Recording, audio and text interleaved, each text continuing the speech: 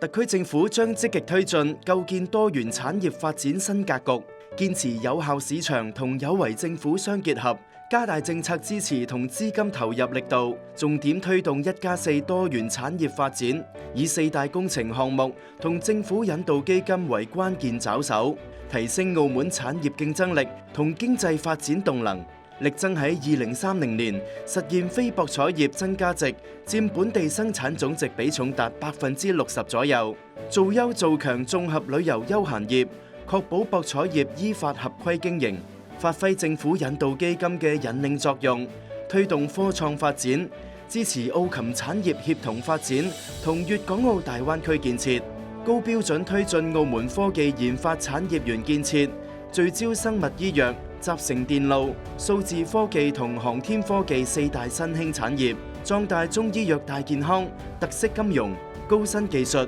會展商貿同文化體育等重點產業，推動產業多元發展，加快數字經濟發展步伐，大力支持傳統產業轉型升級，完善企業服務體系，打造更具競爭力嘅營商環境，深入實施扶持政策，推動中小企業高質量可持續發展。